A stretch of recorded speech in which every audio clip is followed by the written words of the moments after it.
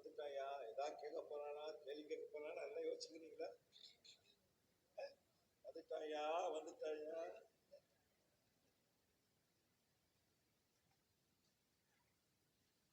அல்லேலூயா. எத்தனை பேர் சந்தோஷமா இருக்கிறீங்க? ஆண்டவர் சமூகத்தில் இருக்கிறது எப்பவுமே சந்தோஷமான ஒரு காரியம். அல்லேலூயா. எங்கள் அதிகமான அன்பு தேவன் இந்த காலை வேலைக்கு நன்றியோடு ஸ்தோத்திரிக்கும். இது அந்த நாளிலே சப்பா வார்த்தைகளை ஆண்டவரே நான் பேச நீ கொடுத்த அந்த கிருபைக்காக நன்றியோடு ஸ்தோத்திரிக்கும். நான் மறைக்கப்பட வேண்டும் பிதாவே, சப்பா நீ வெளிப்படும். எல்லா துதி கனமைக்குமே செலுத்துகிறோம் ஜீவனில் இயேசும் பிதாவே. ஏமின் ஏமின். 2 கொரிந்தியர் 5:6.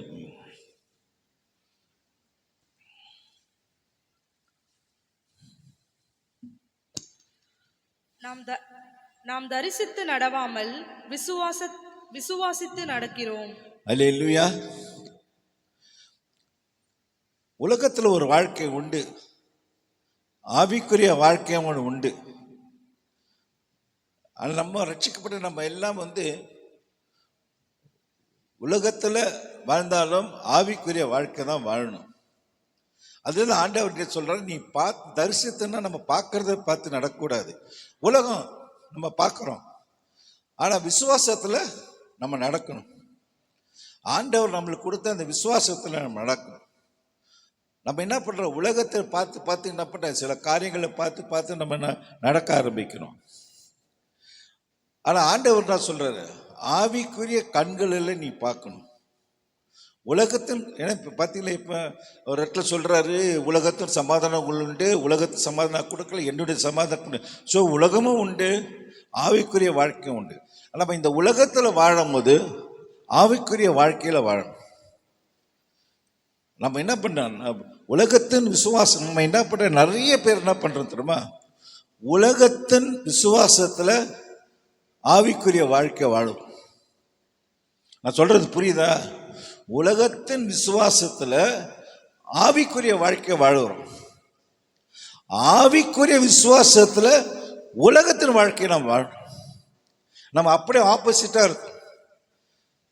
ஆவிக்குரிய வாழ்க்கையில தான் நம்ம என்ன பண்ணோம், உலகத்தின் வாழ்க்கை. ஆனா நம்ம என்ன பண்றோம், உலகத்தின் விசுவாசத்துல ஆவிக்குரிய வாழ்க்கை. அதான் நம்ம பண்ற பெரிய தப்பு. விசுவாசம்ன்றது என்ன? விசுவாசம்னா என்ன பார்க்கலாமா? எபிரேயர் 11:1 படிங்க. விசுவாசமானது நம்பப்படுகிறவைகளின் உறுதியும் காணப்படாதவைகளின் நிச்சயமாய் இருக்கிறது. அல்லேலூயா. விசுவாசமானது நம்பிக்கை உறுதியாகவும் காணப்படாத நிச்சயமா இருக்கு. என்னது விசுவாசம்? நம்பிக்கை உறுதியா இருக்கு. ஆனா என்ன பண்ணும், அதை நம்மளால பார்க்க முடியாது. அந்த விசுவாசம் நம்பிக்கை நம்மளால பார்க்க முடியாது, ஆனா உணர முடியும்.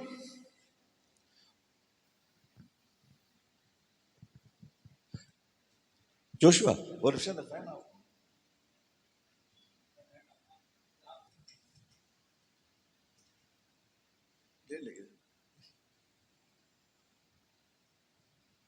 அல்லேலூயா. கரண்ட் இருக்கு, ஃபேன் இருக்கு, எல்லாமே இருக்கு, நம்ம விசுவாசம் இருக்கு. ஃபேன் போடிப்போ, காத்து வருதா இல்லையா? அந்த காத்த நீங்க பாக்குறீங்களா? காத்த பாக்குறீங்களா? கரண்ட் இருக்கு, எல்லாம் இருக்கு, விசுவாசம் இருக்கு. போட்டா கரண்ட் வராது, ஃபேன் ஓடுன்னு சொல்லிட்டு. ஆனா அதுல என்ன வருது, காத்து வருது. அதை பாக்குறீங்களா? காத்த பாக்குறீங்களா? அதுதான் விசுவாசம். ஆண்டவர் நம்ம வைத்திருக்கிற விசுவாசம்னா காத்து மாதிரி. நம்ம பார்க்க மாட்டோம், ஆனா நம்மளால உணர முடியும். ஆண்டவர் விசுவாசம் அதுதான். நம்ம என்ன பண்றோம், உலகத்தின் விசுவாசத்துல ஆவிக்குரிய வாழ்க்கையை வாழும் போது நம்ம என்ன பண்றோம், அந்த காத்த உணர மாட்டேன்றோம். ஆண்டவரை நம்ம என்ன பண்றோம், இந்த உலகத்துக்குள்ள நீங்க கொண்டு வரீங்க. ஆண்டவர் என்ன பண்றாரு, கையை பிடிச்சி ஆவிக்குரிய வாழ்க்கையில கொண்டு போறாரு. ஆனா நம்ம என்ன பண்றோம், உலகத்தின் வாழ்க்கையில வந்துடும். ஆண்டவர் கொண்டு வர பார்க்கிறோம், ஆண்டவர் வரமாட்டார். உலக வாழ்க்கையில் ஆண்டவர் வரமாட்டார், ஏன்னா அவரைக்குரியவர். ஸோ இந்த விசுவாசம் நல்லா தெரிஞ்சுக்கிட்டீங்களா, எல்லாமே இருக்கு, ஆனா நம்மளால உணர முடியாது. நம்ம என்ன பண்றோம், most of the times, many time, நிறைய நேரங்கள் நம்ம என்ன பண்றோம், நம்மளுடைய விசுவாசத்துல நம்ம வாழ ஆரம்பிக்கிறோம். ஏதாவது ஒரு பிரச்சனை வந்தா உடனே இது அது இது இது எப்படியாவது சால்வ் பண்ணணும்னு பார்க்கணும், எப்படியாவது. ஆனால் நம்ம என்ன பண்றோம், அந்த இடத்துல நம்மளுக்காக ஒரு ஆண்டவர் காத்து கொண்டு இருக்கிறாரு. நம்ம எப்போ கேட்டாலும் கேட்குற தேவன், நம்ம எப்போ அதெல்லாம் பண்றோம், அந்த நேரத்தில் வர மாட்டேது. ஏன்னா விசுவாசத்துக்கு ஆப்போசிட் என்ன தெரியுமா, எதிர்மாறி. விசுவாசத்துக்கு எதிர்மறை என்ன தெரியுமா, பயம். ஆப்போசிட் பயம். ஏன்னா விசுவாசம் இல்லைன்னு சொன்னா பயம் வந்துடும். பயம் வந்தோம் என்ன பண்ண, விசுவாசம் போயிடும். பயந்து போய் என்ன பண்ணி ஏதாவது ஒன்று நம்ம பண்ணோம், ஏதாவது பண்ணிடணும், பண்ணிட்டு என்ன பண்றோம், அந்த விசுவாசம் குறைஞ்சி. நம்மளோட விசுவாசம் என்னன்னு பார்க்கலாமா? நீதிமொழிகள் 12:14.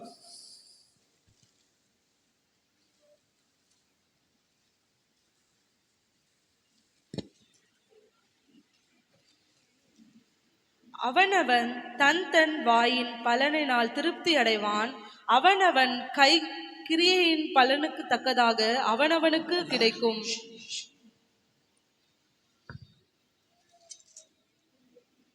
சரிம்மா, 14:12 படிமா. 14:12 நீதிமொழிகள். மனுஷனுக்கு செம்மையாய் தோன்றுகிற வழி உண்டு, அதன் முடிவோ மரண வழிகள். அல்லேலூயா. மனுஷனுக்கு செம்மையா தோன்றுது வழி இல்லையா, அந்த வழி என்ன பண்ணுமா, மரணத்துக்கு. ஏதோ மரணம்னா பிசிக்கல் டெத்து கிடையாது, பிசிக்கல் டெத். டெட் எண்ட் சொல்றோம் இல்லையா, டெட் எண்ட் முட்டு சந்து நடந்துட்டே போறோம். இதுதான் வாழ்க்கை சொல்லிட்டு போறோம். என்ன பண்றது, முட்டு சந்து வந்துடுது. முட்டு சந்து வந்தா என்ன பண்றோம், ஒன்றும் புரியல, என்ன பண்றது தெரியல. ஒன்று சுத்தி வருவோம், இல்லாட்டி திரும்பி பின்னால் வந்துடும். நம்முடைய வழிகள், நம்ம கண்களில் உலகத்தின பார்த்து நடக்கும்போது நீ என்ன பண்றீங்க, முட்டி சந்தில தான் போய் முட்டணும். ஒரு டெட் எண்ட் வந்துடும் நம்ம வாழ்க்கையில். நம்ம விசுவாசத்துக்கு ஒரு டெட் எண்ட் வந்துடும். ஏன்னா ஆவிக்குரிய கண்களை நம்ம பார்க்கறதில்ல, உலகத்தின் கண்களை ஆவிக்குரிய வாழ்க்கை வாழணும். ஸோ நம்முடைய வழி எப்படி தெரியுமா, எப்பயுமே ஒரு டெட் எண்ட் உண்டு. ஆனால் ஆண்டவர் அந்த மாதிரி கிடையாது. ஆண்டவர் வழிகள் எது விசாலமான வழி. ஆண்டவர் அதாவது தரிசித்து நடமாக விசுவாசம் நடங்கன்னு சொன்னால், நான் உடனே கண்ணை மூடிட்டு ரோட்டில் நடந்துடாதீங்க, அதெல்லாம் பண்ணிடாதீங்க. ஐயா சொல்லிட்டாரு, நான் கண்ணை மூடிட்டே எங்கள் வீட்டுக்கு நடந்து போன்னு சொல்லிட்டு இந்த மாதிரிலாம் பண்ணிடாதீங்க. சில விசுவாசிங்க அந்த மாதிரி கண்ணை மூடிக்கிட்டே போய் என்ன பண்ணுங்க, திரும்பி சோத்துல தான் போய் முடியுங்க. ஆவிக்குரிய கண்களை நடக்குன்னு நான் சொல்றேன். உலகத்தின் விசுவாசத்து கண்கள் நடக்காம ஆவிக்குரிய கல்ல நடக்க முடியாம சொல்றேன். ஆண்டவரோட வாக்குத்தத்தத்தை ஒன்று பார்க்கலாமா? நீதிமொழிகள் 5:21. மனுஷனுடைய வழிகளில் கர்த்தரின் கண்களுக்கு முன்பாக இருக்கிறது, அவனுடைய வழிகள் எல்லாவற்றையும் அவர் சீர்தூக்கி பார்த்திருக்கிறார். அல்லேலூயா. மனுஷன வழிகள் கர்த்தர் கண்களுக்கு முன்பாக இருக்குது, அவருடைய வழிகள் எல்லாவற்றையும் அவர் சீர்தூக்கி பார்க்கிறார். நம்ம நடக்கணும் இன்னைக்கு. நான் போறேன். ஆனால் ஆண்டவர் என்ன பண்றாரு, நீங்க அவரை விட்டு விலகி போனா கூட அவர் என்ன பண்றாரு, உங்களை விட்டு விலகாம இருக்கு. நாங்கள் விடுவதில்லை, கை விடுவதில்லை சொல்லி, விலகுவதில்லை, கை விடுவதுன்னு சொல்லி. நம்மளுடைய ஆண்டோட பார்வை எப்படி தெரியுமா, நம்ம எங்கே போகிறோம். நிறைய நாட்கள் நம்ம விழுவோம் தெரியுமா, நிறைய நாட்கள் நம்ம விழுந்துடுவோம். ஆனால் யார் நம்மளை தூக்கி வைக்கிறாப்போ, யார் நம்மளை தூக்குறா, தேவனுடைய விசுவாசம் தான் நம்மளை தூக்கு. ஆண்டவர் வந்து தான் நம்மளை கையை பிடிச்சி தூக்கி விடுறது. நம்ம விழுவோம். உலகத்தில் நம்ம பேசும்போது தான் சார், நானே பேசுகிறேன், எத்தனையோ நாட்கள் கீழே விழுந்திருக்கிறது. விழுந்து தான் நம்ம எழுந்திருப்போம். விசுவாச வாழ்க்கை விழுந்து எழுதுகிறது தான். ஆனால் ஒவ்வொரு முறையும் ஆண்டவர் என்ன பண்ணுறாரு, நீங்கள் போகிற பாதையை பார்க்குறாரு. அவர் தெரியும் நீ பள்ளத்தில் கால் வைக்க போகிற, கீழே விழ போகிறேன்னு சொல்லிட்டு அவர் சொல்லுவார், வான் பண்ணுவார். ஆனால் நம்ம என்ன பண்ணோம், என் வழி தனி வழி, அப்படின்னு சொல்லிட்டு நம்ம போயிடுவோம். போயிட்டு அந்த பள்ளத்தில் விழுந்துடுவோம். ஆனால் என்ன பண்ண ஆண்டவர், என் பேச்சு கேட்கல, நீ போய் விழுந்தியாடா போடா நான் சொல்கிறாரு. இன்னும் வந்து அழகாக தூக்கி விட்டுட்டு திரும்பி என்ன பண்ணுறாரு, கண்மலையில் நிற்க வச்சு திரும்பி நடப்பார். நம்ம திரும்பி என்ன பண்ணுவோம், உலகத்தின் பாதையிலேயே போயிடும். ஒவ்வொரு முறையும் நம்ம இதை தான் தாண்டோம். விசுவாசத்தில் நடக்காம நம்ம உலகத்தின் பார்வையில் நடக்க ஆரம்பிக்கணும். எரிமையா 29:11 படி.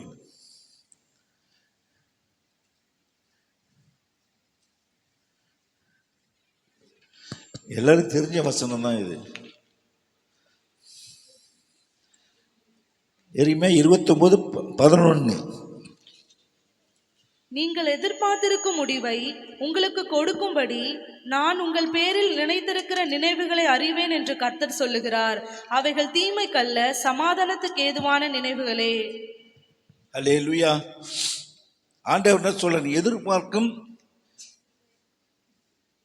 நினைக்கிற நினைவுகள் அறிவேன் கர்த்தர் சொல்ல, அவைகள் தீமைக்கு இல்ல, சமாதானத்து.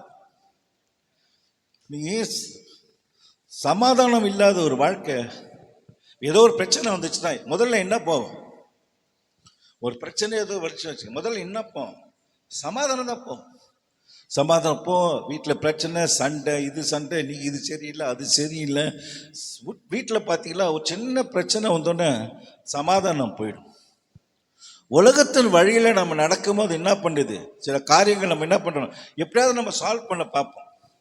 சொல்கிறேன், இப்போ ஒரு பையனுக்கு ஸ்கூல் ஃபீஸ் கட்டினா மனைவினா சொல்லுவாங்க, கணவன்கிட்ட தான் சொல்லுவாங்க, நாங்கள் ஸ்கூல் ஃபீஸ் கட்டினோம், அவருக்கு ஏதாவது வர நேரத்தில் காசு ஷார்ட்டாக இருக்கு. அப்போ என்ன பண்ணோம், பிரச்சனை வந்துடும், வீட்டுக்கு சமாதானம் போயிடும். ஆனால்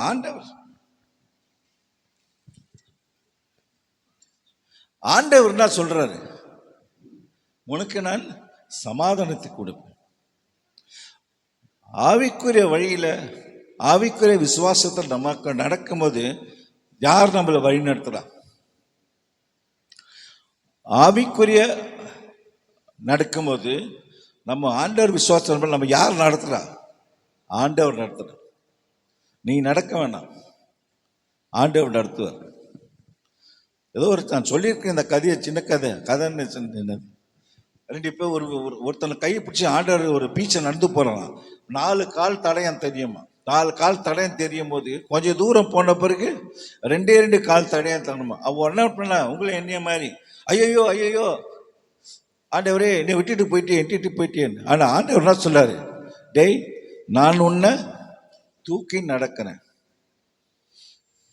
நான் உன்னை தூக்கிக்கிறேன். அப்பேற்பட்ட தேவனை தான் நீங்கள் இன்னைக்கு நானும் ஆராதிக்கிறேன். அப்பேற்பட்ட தேவன் அழைத்தவர் உண்மைகள் ஒருபோது கைவிட மாட்டார். ஆனால் நம்ம என்ன பண்றோம், அவரை கைவிட்டுட்டு அவரை தேடாம, ஆவிக்குரிய அவர் ஆண்டவரை தேடாம உலகத்தை தேடிட்டு நீ எங்க இருக்கிற ஆண்டவரே, நீ எங்க இருக்கிற ஆண்டவரை கேட்ட என்ன அர்த்தம்? ஆண்டவரை தேடும் போது ஆண்டவர் கிடைக்கிறார். நீ உலகத்தை தேடும் போது உலகம் கிடைக்குது. உலகத்தின் சமாதானம் உண்டு, உலகத்தில் இருக்கு எல்லாமே. அந்த உலகத்தின் விசுவாசத்தில் நீ போகும்போது ஆவிக்குரிய விசுவாசம் வேஸ்ட் ஆப்.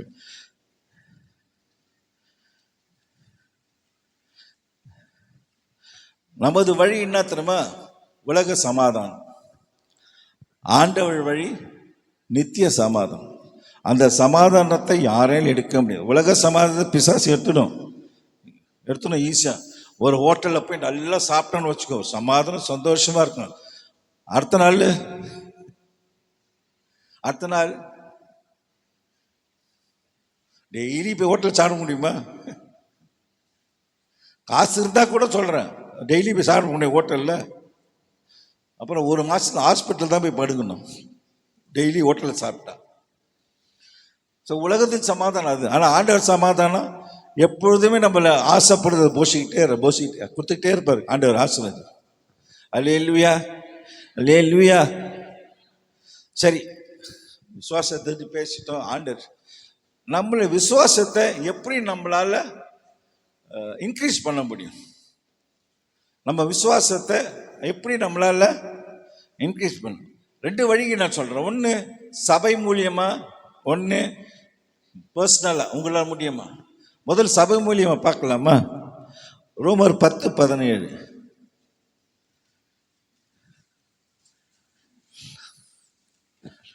ஆதலால் விசுவாசம் கேள்வியினாலே வரும், கேள்வி தேவனுடைய வசனத்தினாலே வரும்.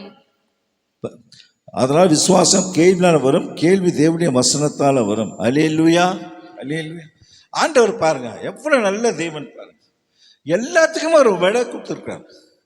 நம்மள சரி நீ போடா அப்படின்னு சொல்லிட்டு இருட்டில் வெட்டல, அவரே வெளிச்சமா வந்தார், அவரே கூட வர்றார். என்ன சொல்றாரு? விசுவாசம் கேள்வினால வரும், கேள்வி தேவனுடைய வசனத்தால வரும். இந்த சபையில பேசுற ஒவ்வொரு வார்த்தையிலும் என்ன பண்றது? நம்மளை என்ன பண்ண விசுவாசத்தை பலப்படுத்தணும், விசுவாசத்தை நம்மளை பலப்படுத்தணும். நம்ம கேட்குற ஒவ்வொரு வார்த்தை என் மூலியம் யார் வந்து பேச. ஆனால் உன்னையும் சொல்கிறேன், சபைக்கு ஒரு உண்மையான விசுவாசியாக இருங்க. சபைக்கு ஒரு உண்மையான விசுவாசியாக இருங்க. நீங்கள் வர இந்த சபைக்கு உண்மையான விசுவாசியாக இருங்க. சில பேர் என்ன பண்ணாங்க, இங்கே ஒரு சபை போவாங்க, அடுத்த வாரம் இன்னொரு சபை போவாங்க, இந்த மாதிரி அந்த மாதிரிலாம் போகாதீங்க. ஒரே சபைக்கு வந்தீங்கன்னா அவங்க இந்த சபையில் பேசுகிற ஒவ்வொரு வசனத்தை கேட்டு என்ன பண்ணுங்க, காத்துக்கணும். நிறைய சாட்சிகள் சில பேர் சொல்லுவாங்க, அந்த சாட்சிகள் கூட நம்ம சபை மூலியம் சொல்லப்படுற சாட்சிகள் என்ன பண்ணுறோம், நிறைய பேர் நம்ம விசுவாசத்தை கட்டி எழுப்பணும். இங்கே பேசுகிற ஒவ்வொரு வார்த்தைகளையும் நீ கேட்குற ஒவ்வொரு வார்த்தைகளும் அந்த பேசப்படுற இந்த புல்பெட்லேருந்து பேசுகிற அத்தனை வார்த்தை என்ன பண்ணோம், நம்ம விசுவாசத்தை பலப்படுத்தணும். வரும்போதே இந்த காதலை ஒரு டியூப் போட்டு இந்த காதலை வச்சுக்காதீங்க. இங்கே போகிறது அப்படியே இங்கே வெளியே போயிடணும். யாக்கோப்பில் ஒரு வசனம் இருக்கு, நான் வர எடுக்க வேணாம், வசனம் இருக்கு. என்ன சொல்றது?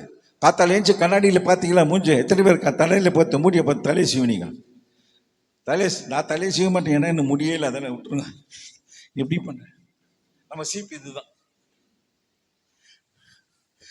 கண்ணாடி பார்த்து பண்றோமா இல்லையா? வந்துட்டோம், வெளியே வந்துட்டோம். அந்த முகம் உங்களுக்கு ஞாபகம் இருக்கா? நீங்க கண்ணாடியில பார்த்து ட்ரெஸ் பண்ணீங்கள, அந்த முகம் உங்களுக்கு இப்போ ஞாபகம் இருக்கா? இல்லை. அதே மாதிரி தான் விசுவாசிக்கு என்ன பண்றீங்க, சபையில் எல்லா வார்த்தையிலும் கேட்டுக்கிறோம், ஆனால் வெளியே போன உடனே எல்லாத்தையும் மறந்துடும். போன வாரம் என்ன பேசினாரு பிரதர்? ஏதோ ஒன்று பேசினாரு, ஏதோ விசுவாசத்தை பற்றி ஏதோ சொன்னார், ஏதோ சொன்ன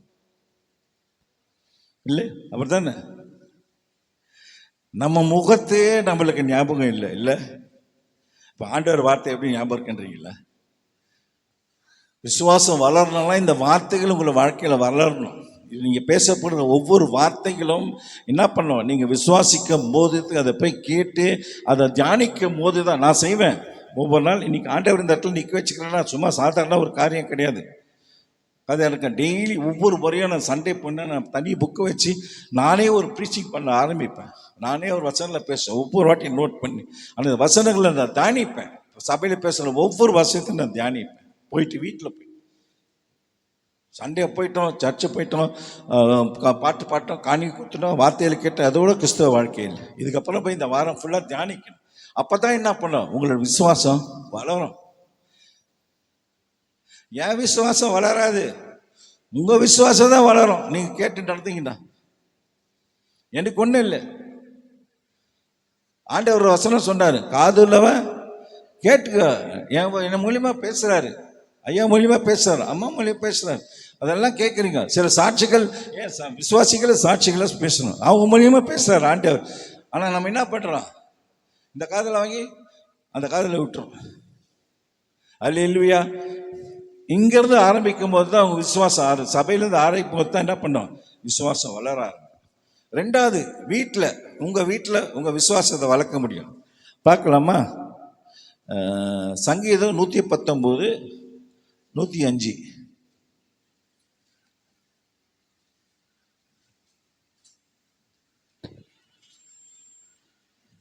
உம்முடைய வசனம் என் கால்களுக்கு தீபமும் என் பாதைக்கு வெளிச்சமுமாயிருக்கிறது.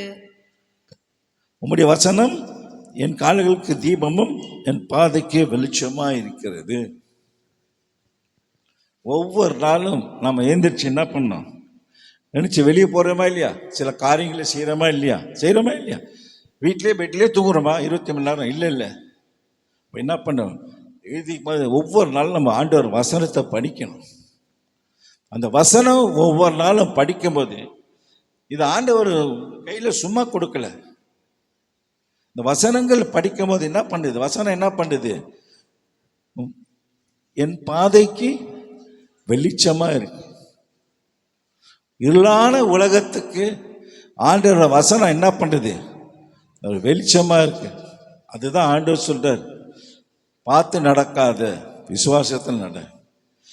நீ பண்ற காத்தால எழுந்திரிச்சு நீங்க படிக்கிற அந்த வார்த்தைகள், ஒவ்வொரு நாளும் நீ படிக்கிற வார்த்தைகள் அந்த நாள்ல உங்களை வழி நடத்திட்டு போகும். அந்த நாள்ல உங்களை வழி நடத்தி போகுது. அதுதான் உங்க விசுவாசமாயிருக்கும். இன்னைக்கு நான் படிக்கிற இந்த வசனம் என்ன பண்ணும், என்ன கண்டிப்பா வழி நடத்தும். இந்த நாள்ல இன்னைக்கு இந்த வசனம் தான் என்ன வழி நடத்தணும். விசுவாசம் வசனம் ஒவ்வொரு நாளும் படிக்கணும். அப்ப என்ன பண்ணும், அந்த விசுவாசம் வளர ஆரம்பிக்கும். நம்ம போற இப்ப நம்ம இன்னைக்கு ஒரு சும்மா ஒரு காரியத்தை படிச்சுட்டு போயிட்டோன்னா போகும்போது என்ன பண்ண, ஒரு மாதிரி நல்லா இருந்தா எல்லாமே கரெக்டாக போச்சுன்னு வச்சுங்க, நம்ம என்ன ஒரு தனிப்பட்ட ஒரு சந்தோஷம் வருது. அப்போ என்ன பண்ணுறோம், நம்ம விசுவாசம், ஐயோ இன்னைக்கு நம்ம படித்து ஆண்டவர் வார்த்தைகளை படிச்சுட்டு போனோம், அதனால எல்லாமே நடந்ததுன்னு சொல்லிட்டு ஒரு விசுவாசம் வரும். ஒரு பையனை கேட்பேன், ரொம்ப தெரிஞ்ச பையன், டேய் என்னடா படித்த நீ பைபிளில்? அங்கிள் சாம் 121, சாம் 91, சங்கீதம் 121, சங்கீதம் 91. அடுத்த நாள் என்னடா படிச்ச? சங்கீதம் 121, சங்கீதம் 91. இதுவா பைபிள்? இதுவா பைபிள்? சங்கீதம் 121, சங்கீதம் 91 பைபிள். எல்லாம் முக்கியமான சங்கீதம் கரெக்ட் தான். அதுவா பைபிள்? அதுவா வார்த்தை? ஒவ்வொரு நாளும் நீங்க படிக்கும் போது என்ன பண்ணாது, வார்த்தைகள் வெளிச்சமா இருக்கு. அல்லேலூயா. ஒரு வசனம் இருக்கு, கடவுளுக்கு விசுவாசம் இருந்தா மலையே பெயர்ந்து போன்னு சொல்லி. ஒரு அம்மா கிட்ட கேட்டாங்க, எப்படியா அது கடுகளவுக்கு விசுவாசம், எப்படியா மலையெல்லாம் பெஞ்சு? நான் அவங்களுக்கு சொன்ன பதில் உங்ககிட்ட சொல்றேன். கடுகளவுக்கு விசுவாசம் இருந்தால் மலை போல் இருக்கிற அவ்விசுவாசத்தை நம்மளால விரட்டி அடிக்க முடியும். நம்ம கிட்ட மலை போல அவிசுவாசம் இருக்கு, ஆனால் அந்த கடுகுல அவிசுவாசத்தை நம்ம என்ன பண்ணோம், இடிச்சு போகணும். சொல்லுவாங்கள்ல, மலையை ஒலி வச்சு தான் இடிக்க முடியும். மலையை எப்படி உடைப்பாங்க? இந்த உளி, சின்ன உளி இப்படி தான் இருக்கும், அது மாதிரி பெருசாக இருக்கும், சின்ன. ஆனால் அந்த மலையை உடைக்கிறது எது? இந்த சின்ன உளி தான். அதுதான் விசுவாசம். அவிசுவாசத்தை உடைக்கிறத ஒரே விசுவாசம் தெரியுமா? கடுகொலை விசுவாசம். இது நடந்திருக்கு. பைபிளில் ஆண்டவர் சாட்சி இருக்கு. நான் முடிக்க போறேன். ஜோஷுவா காலத்தில் என்ன, எரிக்கோ வால் ஞாபகம் இருக்கா? அவ்வளோ ஒரு ஸ்ட்ராங் வாலம், அது ஸ்ட்ராங் வாலம். ஜோஷுவா கூப்பிட்டு ஆண்டவர் சொல்றாரு, 6 நாள் சுற்றி வாங்க, ஒன்றும் பண்ணாதீங்க, 6 நாள் சுற்றி வாங்க, 7ஆவது நாள் ட்ரம்பட் ஊதும், அப்ப நீங்க கத்துங்க, ஆர்ப்பரிங்கன்னு சொன்னார். யோசுவா 6:20 படிங்க. எக்காலங்களை ஊதுகையில் ஜனங்கள் ஆர்ப்பரித்தார்கள். எக்கால சத்தத்தை ஜனங்கள் கேட்டு மகா ஆரவாரத்தோடு முழங்குகையில் அலங்கம் இடிந்து விழுந்தது. அல்லேலூயா. என்ன பண்ணாங்க? 7ஆவது நாள் அந்த ட்ரம்பட் ஊதுன உடனே இவங்க ஜனங்கள் ஆர்ப்பரிச்சாங்களாம். அப்ப என்ன பண்ணுச்சு, இந்த எரிக்கோ வால் இடிஞ்சு விழுஞ்சுது. அவங்க கையில குத்துனாங்களா, இல்ல கடப்பாறையில் இடிச்சாங்களா? எதனால பண்ணாங்க? இந்த கடுகளவு விசுவாசம். ஆண்டவர் சொன்னாரு, நீ இப்ப 7ஆவது நாள் ஆர்ப்பரிங்க, இந்த எரிக்கோவால நான் இடிச்சு போடுறேன். இடிச்சு போட்டு என்ன பண்ணாரு, அவங்க உள்ள போயிட்டு எல்லாத்தையும் அந்த அந்த நாட்டில் இருந்த எல்லாத்தையும் அவங்க எடுத்துட்டாங்க. அல்லேலூயா. கடுகளவு விசுவாசம் இருந்தா போதுங்க, மலை போல அவிசுவாசம் அழிச்சு. சரி, கடைசியா நம்மளுடைய விசுவாசம் எப்படி இருக்கணும்னு பார்க்கலாமா? 2 சாமுவேல் 22:33.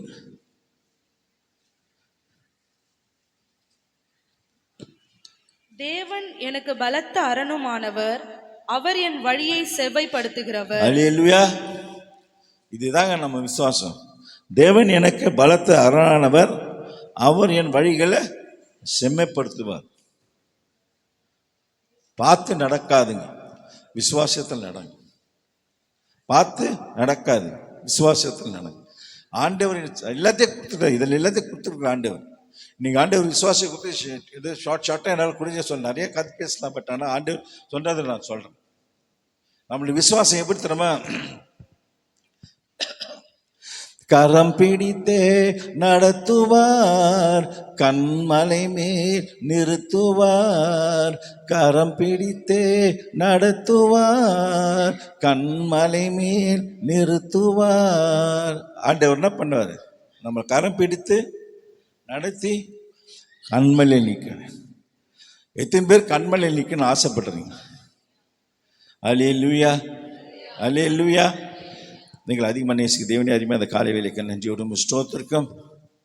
விசுவாசத்தை தேவன் ஆண்டவரே எங்களுக்குள்ள இந்த விசுவாசத்தை பலப்படுத்தும். எங்கள் விசுவாசம் மாமிசத்தினால நாங்கள் எத்தனையோ காரியங்கள் செய்யலாம் ஆண்டவர். அவ்விசுவாசமான காரியம் எத்தனையோ செய்கிறோம் ஆண்டவர். ஆனால் ஆவியானவரே நீர் எங்களை ஒவ்வொருத்தரும் நிரப்பி இந்த ஆவிக்கு நான் பலப்பட முடியாமல் ஸ்தோத்திரம் ஆண்டவரே. உலகத்தின் விசுவாசத்தில் நான் ஆவிக்குரிய வாழ்க்கை வாழக்கூடாது ஆண்டவரே. ஆண்டவரே ஆவிக்குரிய விசுவாசத்தில் உலகத்தில் வாழ நான் வாழ்க்கை அந்த கிருபை கிடும் உம்மால் மட்டுமே கூட பார்த்தேன். எங்களை அழைத்தவர் நீர், ஒருபோதும் எங்களை கைவிட மாட்டீங்க ஆண்டவரே. எங்களை பலப்படுத்தும். உமது விசுவாசத்தை நடத்த நாங்கள் கண்ணை மூடிக்கிட்டு உமது விசுவாசம் நடக்க அந்த கிருபை கிடும். வாக் பை ஃபேத் சொன்னி அந்த மாதிரி விசுவாசத்தை நான் இப்பொழுது நடக்க அந்த கிருபை கிடும். எல்லா துதி கனவையும் செலுத்துகிறோம் ஜீவனில் இயேசு பிதாவே. ஆமென்.